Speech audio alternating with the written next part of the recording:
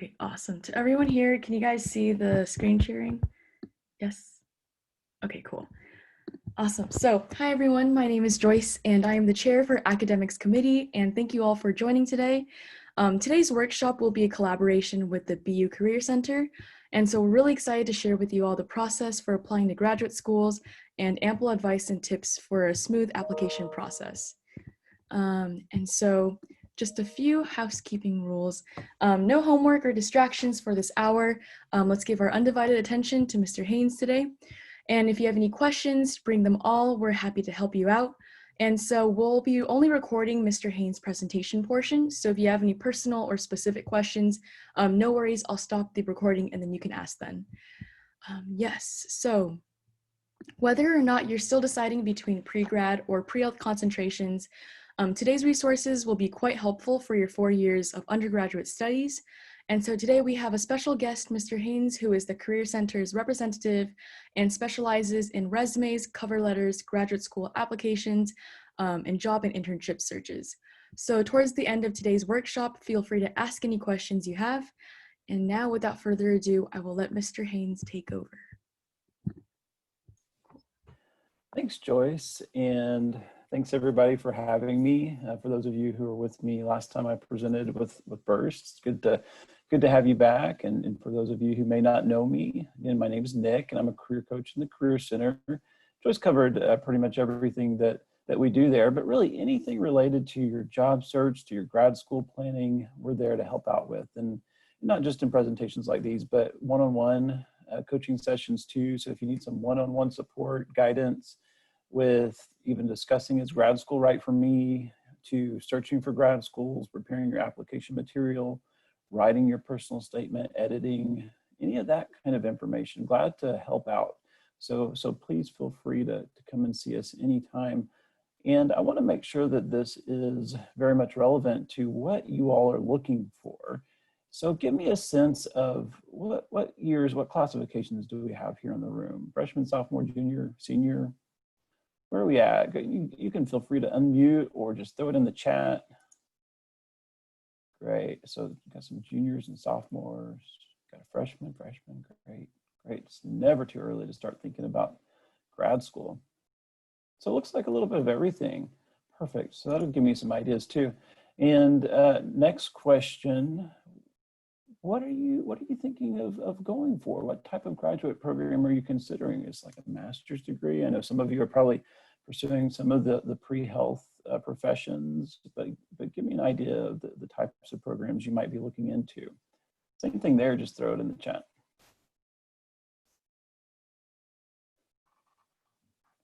Great, got some masters in biology, master's PhD, MD, some med school. Great, master's in data science. Okay, so a little bit of everything.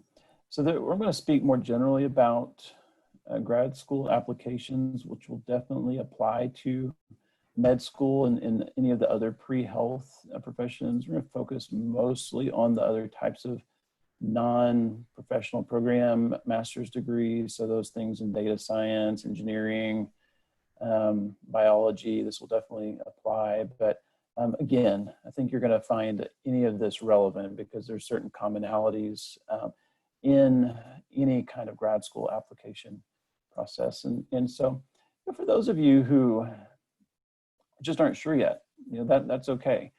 And you don't have to decide now. And even being prepared to take a gap year or two after graduation is definitely a great option. So one thing about me and my personal journey, when I graduated from undergraduate, I knew one thing for certain, and that's that I was never going to grad school. I was very burned out with school, just wanted to go and work. And 2 years later, went to grad school. So you just never know what's going to happen. And it was that gap experience, having 2 years of work under my belt, that really helped me clarify what my goals were, what I wanted to do in the future. And having taken a couple of years off, I was more prepared than ever to go into graduate school and to study with a fresh start and commitment to what it was I wanted to study. And so I went and earned my master's degree in social work. And that was a great experience for me. But you know, it looks differently for everyone. So some people, it's more of a direct path. You graduate from undergrad and go straight into grad school or professional school. So there's not just one right way to think about that. There's some different reasons why you may want to take a gap year, and we'll definitely talk about those too. But let's go ahead and jump in here and get started. And we're just going to cover the basics of the process. So I've got a presentation. Let's see if I can share with you guys. Let's see here. Oh, there we go. Okay. Okay, you guys see my screen okay? Yes, awesome. So when you're first decided, hey, I wanna maybe think about looking into graduate programs, and going out and researching them and starting to identify the types of programs that are out there, then there's a few good places to do that. And I want to point out a few of my favorites here. And so there's a website called petersons.com. So I'm just going to show this to you guys really quickly. So jot down that website, really easy if you'd like to. And I'm also going to show you where that's linked in Handshake so you can access it later. But Petersons just helps you search for grad schools all over the United States, all types of programs. And so we can go down here and we're looking for college search. We're going to click on grad, and then we can type in something specific. So biology was one of those that was mentioned. So I'm just going to do a general keyword search for biology. Do a search here, and then that's going to give me 768 different programs, which are listed down here. Some of the featured ones are up here. So these are ones that may be paid for advertising, that kind of thing. But I'm going to filter, and maybe some of you are interested in staying in Texas, and there's good old Baylor. And we've got Angelo State, Lamar, Midwestern States. Maybe Yes. you have to. Oh, I'm so sorry. You're not seeing the screen share, are you? Yeah, I was Thanks. like, oh, I thought you were going to share it later. Thanks for pointing that out. You know what? I'm gonna, instead of sharing that, I'm gonna share this. How about this? Does this work? Awesome. So let me back up a little bit just to help you guys out. So went to Petersons, and this is where I landed. And then I clicked on grad, typed in biology, ran a search. Thanks for pointing that out, Trent. And got over here to a list of different opportunities. And so we can filter by location, plugged in Texas, and this narrows it down and gives me lots of options to consider. So just a place to again, just do a roundabout search for any type of grad program. Now from this website, I like this for getting the basics, just getting the basic information about that individual university. But for example, if we look at University of St. Thomas, nowhere in this page are we going to find a direct link to their website, unfortunately. So what I like to do is when you find something, you find a program that you like, we just copy and paste it, and then just go and do a search for it, and it's going to come up there. And then you can go directly to that school's website to read more about their program. And by doing that, you're going to want to go and look for things like their application deadlines and more specific admissions information and financial aid information, that type of thing. So use Petersons just as a good launching point to start your search to identify programs that are out there. So switch back over here, and you guys can see my presentation, right? Yes, I see some yeses. Perfect. Okay. Then this website, U.S. News and World Report, this is a survey of top programs that are out there.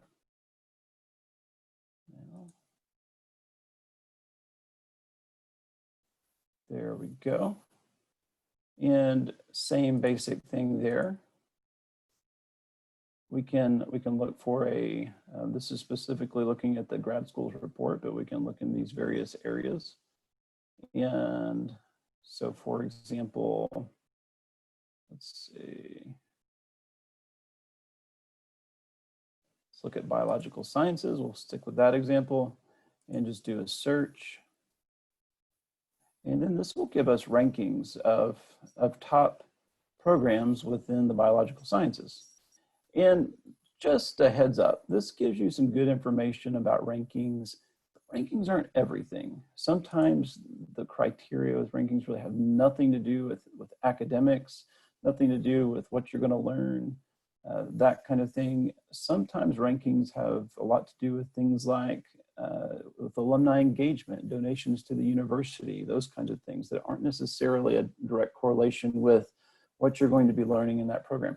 But it does have something to do with what you're going to learn in the program, quality of the education, that kind of thing. So take it with a grain of salt, use it as a general guide, but you know, don't think just because the school you're looking at isn't in the top 10 or top 50 that it's a bad school. Absolutely not. So you definitely want to consider multiple factors when you're looking at particular programs. Another resource that I love to go to is Occupational Outlook Handbook. And I'll show you guys why. This is a little bit of a roundabout way of researching graduate programs. But what I like to do with this is a good resource just in general for looking up occupations. So for example, I'm going to do a search for physician. I'm going to plug that in there. This is going to give me several results. I'm going to click on the one that's most relevant, so physicians and surgeons. And from this page, I'm going to get a good overview of what this occupation is all about. And then all of this information, what do they do, work environment, how to become one, all the way over here to links to more information.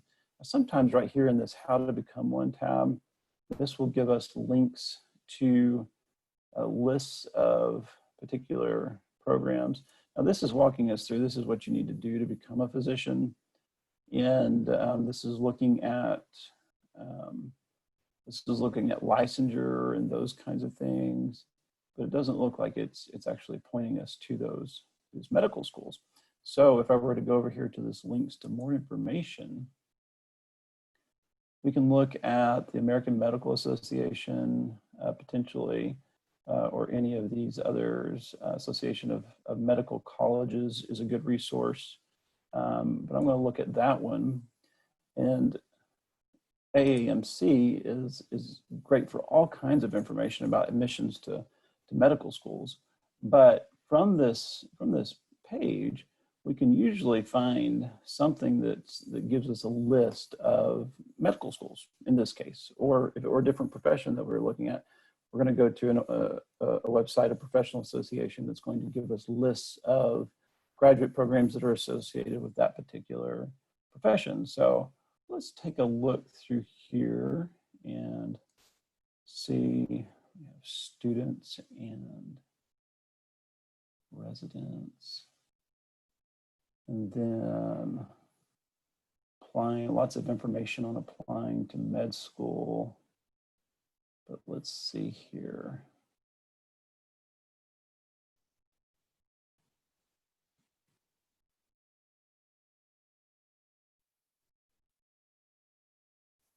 Combined programs, MD, PhD programs. Some of you may be interested in those. Let's see, if we go to deciding where to apply, perhaps that'll give us a list. Med school admissions requirements, lots of information there.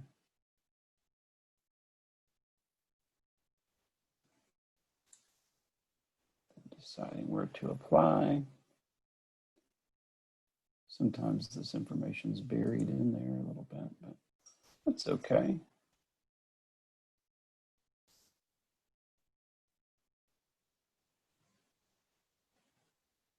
So this is talking about the AMCAS application system, which I know several of you may be familiar with. If you're going to med school, planning to go to med school, it's a centralized application service where you actually apply to 16 schools all at once. And I was looking for a more comprehensive list. It looks like I might have to do a little bit more digging through this website to find the comprehensive list. Let's see if I can just see it down here. I don't want to spend too much time on this. Yeah, I'm not going to spend much more time on that.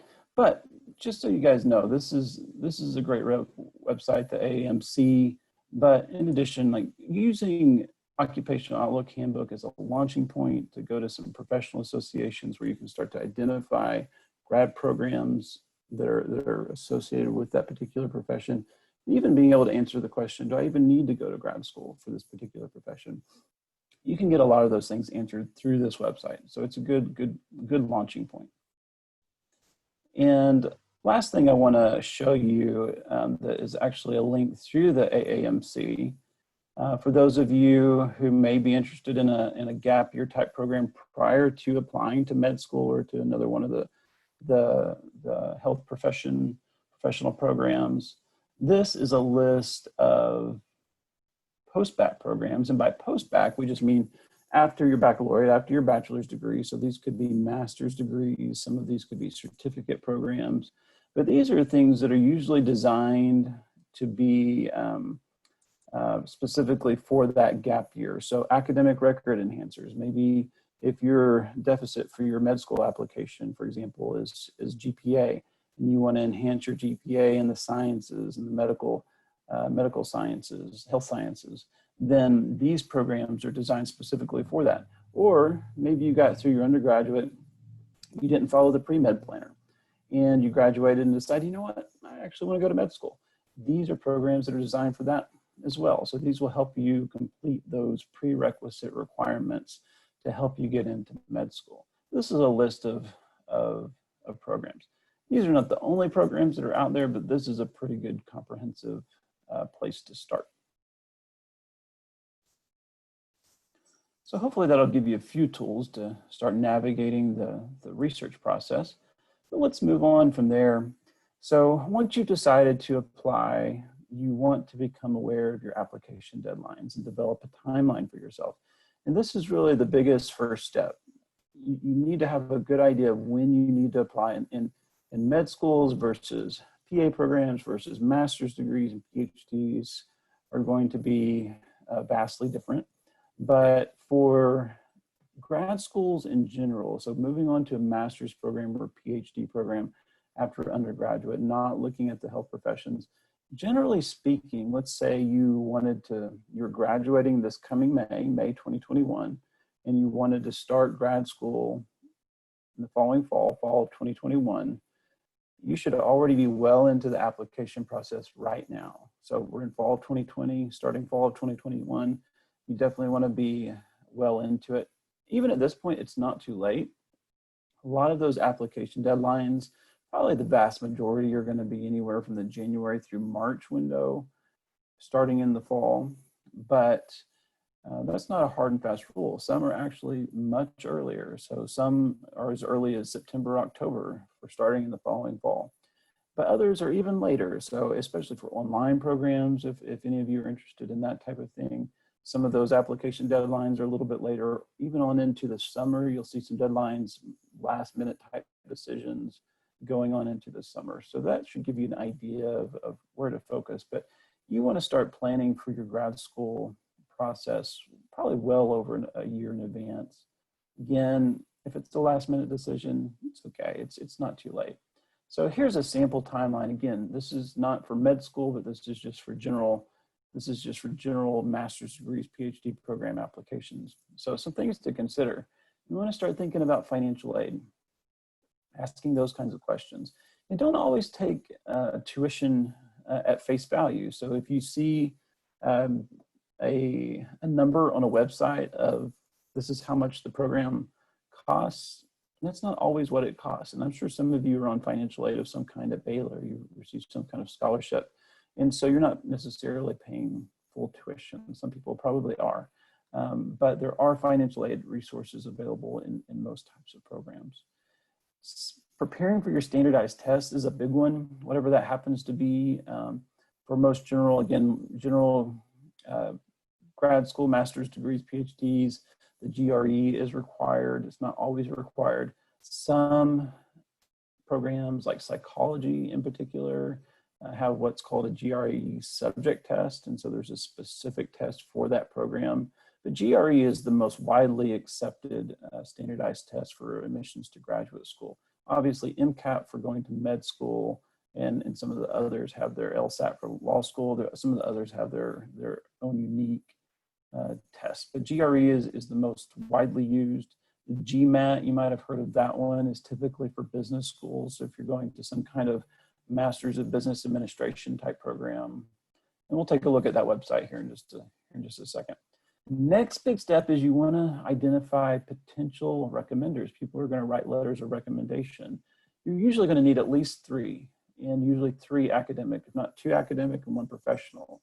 And these are people that you want to, professors, people who know you well, who you've done well in their class. And these are people that you want to start developing relationships with now, so that in a few years when it comes time to apply to grad school, you've got a solid recommendation. Somebody, so you want to maintain that relationship.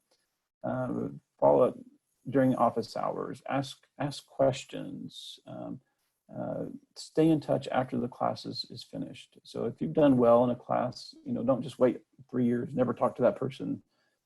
Time to apply to grad school. Hey, remember me from freshman year? Would you mind writing me a letter of recommendation? Try not to do that if at all possible. Try to maintain that relationship along the way. And that can be a really helpful thing for your future goals of going to grad school. Ordering unofficial transcripts, we can look at those online through Baylor, through BearWeb. You definitely want to make sure that those are correct though. Take a good look, make sure nothing's missing, GPA is correct, all that kind of thing. You want to take your standardized tests. So if we're talking about the GRE, so now, again, right now in the fall, or if not even the previous summer, is a good time to take the GRE for starting in the following year, the following fall. I think it's a good idea to plan that early enough so that if you need to retake it, if your score is not strong, that you have time to do that. So plan that early enough that you have time to retake it. And with the GRE in particular, you can take, it's divided into 3 basic parts, basically English, math, and writing. And you can take your composite score from your top areas from each time you took the test to form your composite score to send off to the school. So that's a good thing about the GRE. GRE is also good for 5 years. And so if you're thinking about going to grad school, but you're not sure exactly when, just know that 5 years, it's good for 5 years. So if you want to get it out of the way early, and you might go in a couple of years, and that's an okay thing to do. Writing your personal statement is something you want to spend a lot of time on. You don't want to just write it last minute. This is one of the more critical parts of any application. Usually GPA is going to be one of the top. Your test scores are going to be one of the top, and depending on the program. The personal statement, or maybe there's a series of essays, depending on the program, those are going to be absolutely critical. So you want to make sure you know what those are in advance, and you want to spend time writing those. Personal statements generally 3 to 5 pages. Some are shorter, but 3 to 5 pages, and I'll spend a little bit more time on this later on in the presentation. Requesting the letters of recommendation, you want to do that early. You want to give your recommenders an early deadline. Let's say your application is due February 1st. You probably need to ask your recommenders to have their letters in by January 1st, not December 1st. Make sure it's well in advance, just so that you're not caught off guard last minute because you're waiting for somebody to write a letter or something falls through at the last minute. You just want to be ready. Get the official transcripts ordered and sent. Sometimes it takes a little time. Baylor's pretty quick about it, actually. Finalize your personal statement, complete and submit your application. For a lot of programs, you have to actually submit your application before you can apply for financial aid, before you even know what you're going to get in terms of financial aid. So sometimes that's just the hoop you have to jump through. You have to actually submit your application. So just be aware of that. And then you want to follow up with the school to make sure that the file is complete. I've heard of so many students that maybe missed a deadline and they were too late because maybe something was missing from their file. They didn't follow up, or they were just waiting on a letter to come in and it came in a day late, things like that. In grad schools, usually no mercy. If it's a day late, it's too bad. You have to wait till the next period. So make sure you follow up, make sure your application is complete. Complete applications are the application form and filing fee, official transcripts from all institutions attended, even if you did transfer work, and test scores, personal statement, and letters of recommendations. You want to have all of those in place. So these are the websites, again, the two most commonly taken tests for grad school, commonly used tests, especially GRE. You can access information about the GRE from the ETS website. I'll show that to you real quick. So GRE is put on by ETS. We can go down here and click on GRE. And from this website, you can sign up for the GRE, schedule it, and find the test centers. There's some here in Waco, but they're all over the place. It's offered all the time. There's definitely changes due to COVID, so something to keep in mind there. But you want to schedule that, again, schedule it early. And you want to, there's good test study material on this website too, full-length practice test material you can order, classes you can sign up for. Things like that. So preparing for the test, making sure you're taking the practice test, spending time with it, it's something you can learn. It's a learnable test. And so you need to spend time learning it, practicing for it to make sure you're well prepared going into test day, because it is an important part of your application. So don't just go in cold, thinking you've got it. That can be detrimental. So make sure you plan for it well in advance.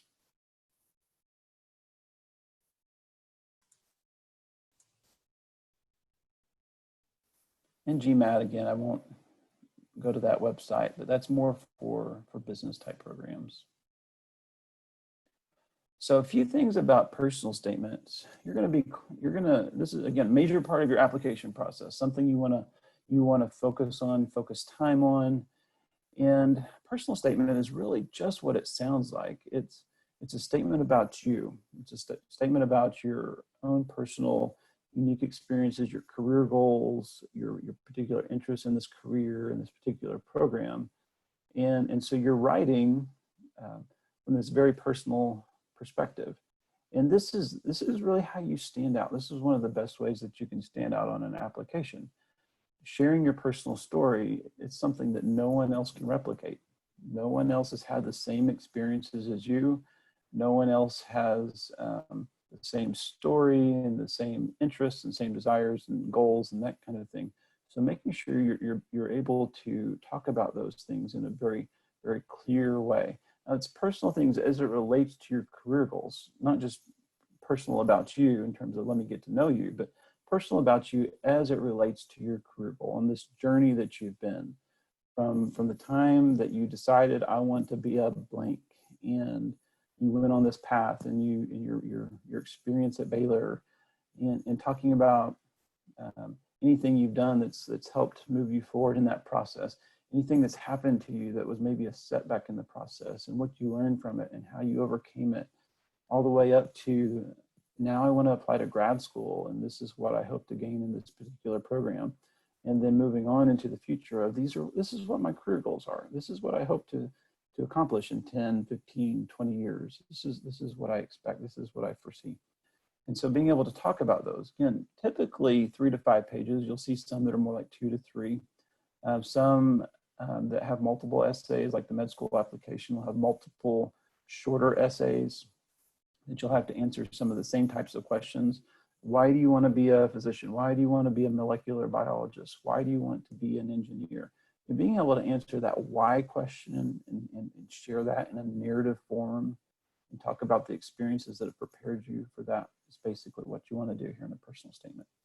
So here's a few tips to consider. Again, the whys. Why grad school? Why are you qualified? Why are you unique? And again, a lot of people will ask me the question, so how do I come across as unique? How do I stand out?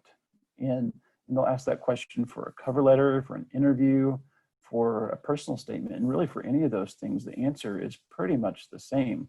You come across as unique by sharing your own personal experiences and a personal story, and you do that in a detailed way. So if you talk about your experiences in your past in more general terms without really getting into the specifics. You talk about, oh, I want to be a doctor because I want to help people and I like science.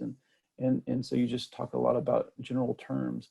That's everybody. Everybody wants to help people. Everybody likes science that wants to be a doctor. Everybody wants to help people. And so you have to get into the nitty-gritty details of that and tell a story that helped you affirm that desire. Talk about why it's important for you to help people. What specifically do you like about science? And what experiences have you had that confirmed that? So really getting into the specifics helps you come across as unique, because again, nobody else can replicate that specific experience, that specific story that you've had. So specific examples, avoid generalities, use specific examples, one specific story whenever possible. Don't just list things. So a resume or an application, that's where you're going to list things. I was a part of BURST. I studied a Bachelor of Science at Baylor University. I was a part of this lab. I did this and I did this and I did this. Personal statement is not a place where you just go in and list all of the things that you've done. It's where you pick a few key experiences and tell a story. So as a member of BURST, I had the opportunity to, and you tell that story and you elaborate and you give details and you talk about how it impacted you and why it was important in your professional development. So focus in on very few things. Go specific, go deep, not broad with your descriptions. So that's what I just mentioned. Don't by broad, it's just that list, talking about a whole lot of things, trying to fit way too much into this personal statement. Just going deep and telling a more detailed story of one or two things really can be more impactful than just trying to list out all of these great things that you've done, but I don't really have any of the specifics. That's just not helpful. So it is organized more like an essay, clear introduction. You even want to write a really strong thesis statement that just grabs attention for the reader, and breaking it into different body paragraphs, and then clear conclusion at the end, just basically summarizing. 2 to 3 pages, 3 to 5, just depending on the program. It's going to vary. Know the guidelines. So when you look at a school, they're going to give you some kind of prompt. Some will be very general and just say personal statement. In that case, there's a lot more freedom to talk about what you want, but others will ask a more specific question like, what are your specific career goals and why do you hope to pursue this particular graduate program? And so you need to respond to that very directly. But generally, they're all going to be asking you the same types of questions. So here's a few questions for you guys to consider to help you start thinking through a personal statement. I know a lot of you really aren't quite to the point of writing a personal statement, but use these as guides to help you start thinking about the types of experiences that you need to have and that you need to invest in so that you have something great to write about when it comes time to apply to grad school. So what is the most meaningful experience you've had that set you on your career path? And how did you, so this one was geared a little bit towards med school, but we can think about this for any profession. How did you first learn about blank profession? And what is your personal motivation in becoming a physician or becoming a biologist or an engineer? Did you consider other professions and what makes this particular one more appealing? That's one of the key things you're going to need to hit on in a med school personal statement, by the way, is why do you want to be a physician and why not something else? You need to be very clear on that point.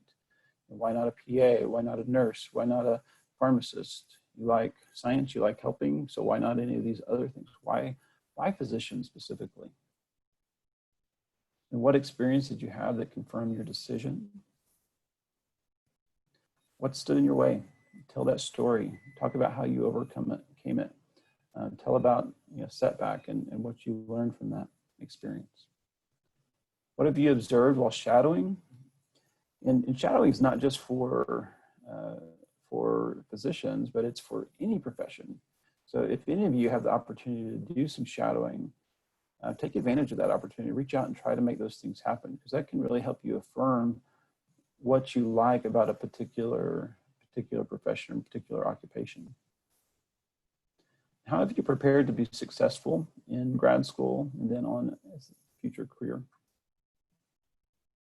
What lessons have you learned from your experiences in college or other professional experiences?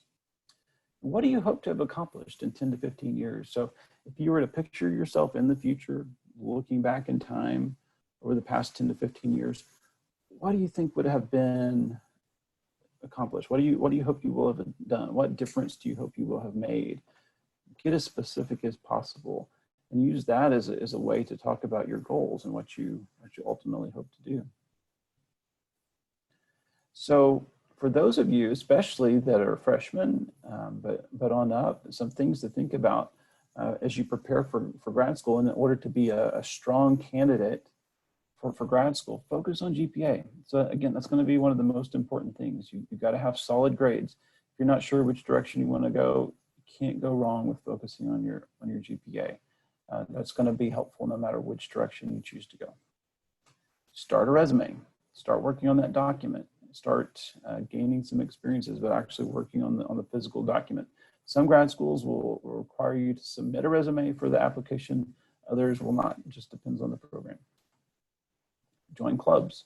So being a part of Burst, being a part of any other organizations, these can be very helpful experiences and just place for you to gain professional experience, professional knowledge that's relevant to your field, to stay connected. But don't just be a member. Don't just come, show up to the meetings and not become involved. Get active, be involved, try to invest.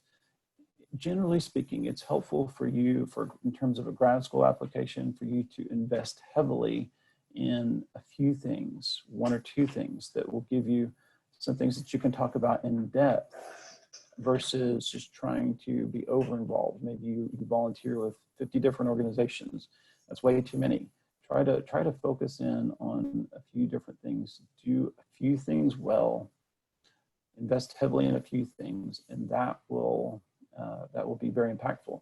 For med school application in particular, you're going to be asked to, on the application itself, you're not required to submit a resume for the centralized application system, but you are asked to list out specific organizations that you've been a part of. And then with each one, you're asked to give a brief description of what that is, but you get to pick 2 or 3 that you've invested in more heavily, that you've been a little bit more involved with, that were more impactful to you, and you get to write a longer narrative about those. And so that's your opportunity to, again, talk about some of those things that you've been more heavily involved with and how they've impacted you. So think about which places you want to get involved with. Generally speaking, it doesn't necessarily have to be something that's directly related to the field that you want to go into. It's good if it is, but if not, just invest heavily in something.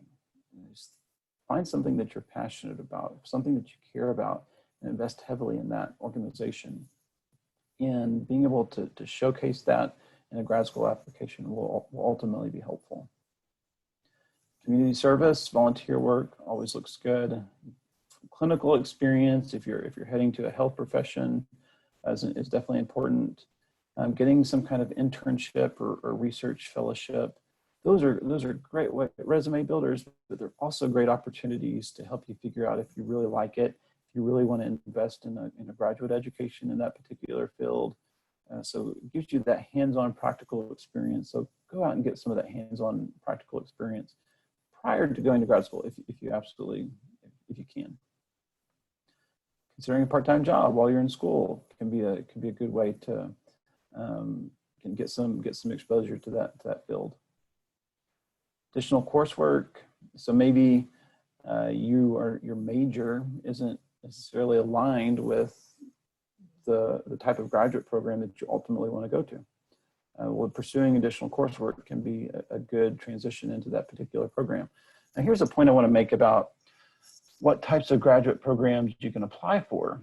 Generally speaking, your undergraduate education doesn't limit you on the types of types of graduate programs you can pursue. There's a few exceptions, but generally speaking, say you studied biology and then you say, I want to go be a psychologist. Well, you can still do that. There might be one or two prerequisite courses that you're going to need to take, but you can get into a master's program in psychology with a biology background. Let's say you studied psychology and you want to go into business. You can do that. Again, there might be some prerequisites that you need to take, just a few, but you can usually do those concurrently while you're pursuing your graduate program. Most graduate programs are flexible in those areas. Now, some of the exceptions are things like engineering, things like biology, some of the hard sciences where you really need significant coursework. It's pretty common to see requirements of at least 18 hours of biology, for example, 18 hours of undergraduate biology in order to pursue a master's degree in biology. So that's a minor. So you need to at least have a minor in biology, if not a major. Some want you to have the major, just depending on the particular program. But again, you're not limited. If you end up wanting to go a different direction than what you've been focusing on in undergraduate, chances are you can do that. Chances are there's options for you to be able to do that. Build good relationships with faculty. We talked about why earlier in order to get good letters of recommendation, but it's just good to have the support of faculty members. And so what I want to do now is point you to some of the resources that we have available in Handshake. But the link, I know most of you have probably seen Handshake or at least seen emails, but if you haven't logged in, I encourage you to do that. So I'll point out a few things here before we get to questions, but it's just baylor.joinhandshake.com. Log in with Duo using their ID and password. And once you're in there, it's going to look basically something like this with these tabs across the top. What I wanted to show you guys is this section over here. If we go over here to the Career Center tab, and we scroll down here to appointments, this is where you can schedule an appointment with me or with any of the other coaches in the Career Center, and we're divided up depending on major. And so you can schedule an appointment at your convenience right here. But right next door to appointments is resources, and that's what I want to show you guys. And I know some of you are in College of Arts and Sciences, some of you are probably in Robbins College, but these are divided up by college, but I'm going to scroll down here to College of Arts and Sciences. There's arts and there's science. I'm just going to take a look at the science career resources, just to give you guys an example. But all kinds of helpful tools here, from resume to cover letter writing, career assessment, networking tools, job, internship search, interviewing. Down here at the bottom is grad school planning. So there's a good personal statement checklist. Peterson's that I showed you guys, that directory of the Postbac Programs published on the AAMC is here. The US News and Rankings page is down here. Grad School Match is another one, not my favorite, but it's another one. GRE, Kaplan is a good resource for just that test prep material, gaining some of that. They even do classes. Sometimes you just need to take a class to help with your test prep. But this is just a list of those resources that we have available for you, and a link to Baylor's grad programs too, if you're interested in looking at that. So that is a basic overview of grad school. Hopefully you were able to take something from that that'll help you for the future. But I'd love to answer any questions that you have. If there's any general questions about grad school or things more specific to your individual situation, I'm glad to help that too. So question is there a department at Baylor that will be able to edit, proofread our personal statements? Yes, absolutely. So that's our department, the Career Center. We can definitely do that. Also, I've heard that the Writing Center will do that as well. And so I think it's a good idea to get a look from multiple perspectives, have multiple eyes on your document, get family and friends to read it. If you have a professor that's willing to read it, that's great too. But you want to get a lot of different people to look at that. But we will definitely do that in the Career Center for sure.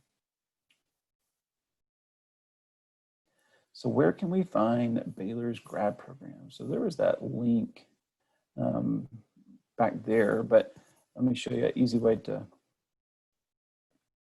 get there. So again, if we're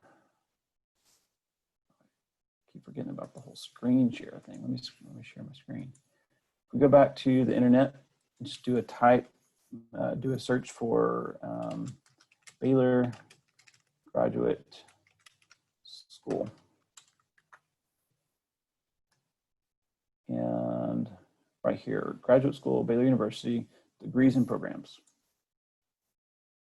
And these are both online programs and in-person programs. And you can sort by master's, doctoral, online, other. So you can see all of those listed there.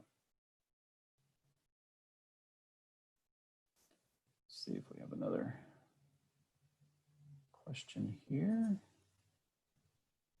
How far in advance do you recommend studying for the GRE? Yeah, great question. So let's say, I think you should spend several months, a good 3 months, studying for it without a lot of distraction. And so maybe if you're less busy over the summer, then taking that as a good opportunity to study for it. Let's say, again, you wanted to apply for grad school for fall 2021. Then hopefully you could have spent this last summer preparing to take it, maybe even taking it right at the end of the summer, if not in the middle of the semester or even in December. So studying more intensively through the summer, a little bit through the semester, taking the GRE in December to get your application in by February, March, that kind of thing. And that's pushing it a little bit. You want to take that a little bit early, but I'd say at least 3 months in advance with plenty of time to focus quite a bit on it would be a general rule of thumb. So do grad schools prefer undergraduate lab research during the school year over summer research internships? Or are these equally important to admissions officers? It just depends on the program. Different schools are going to have different requirements. And so it's good to go to those admissions websites, read through them, see what they're looking for. And then when in doubt, this is one thing that a lot of people don't think to do, but even calling the admissions office. So if you find a school you're really interested in, you can't find an answer on the website, call them directly. Just pick up the phone and reach out. Tell them you're a prospective student, really interested in the program, and ask about how to be the best applicant, that kind of thing. But generally speaking, if you're going into some kind of research-focused degree, then having some of that research experience, lab experience under your belt will be important.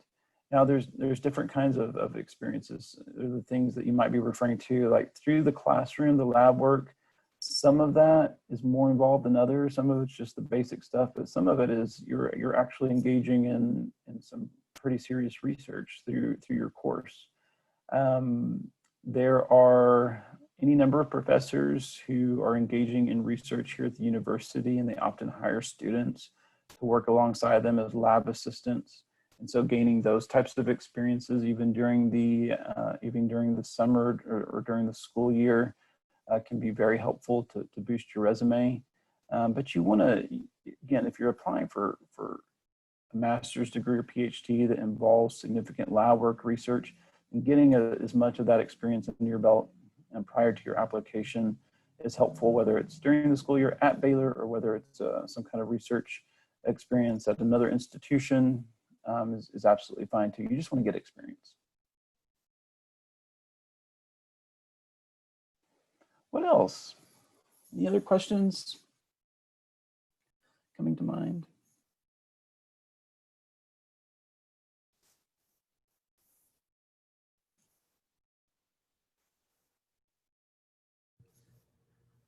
All right, if that's it for questions, then we can just move on to the ending. If you have any more questions or you think of something later, you can always email Mr. Haynes at that email right there, or email Joyce or something. I think she's going to drop the emails into the chat if you want to copy those. But yeah, they're always open. Any questions, anything you think of afterward. And then also on the next slide, we'll have a QR code for the sign out And just make sure you sign out on that so we can keep track that you were here and you'll get your attendance credit. Yeah, so just do that. And thank you all for coming. Thanks for having me, everyone. It's good to be here. Thank you so much.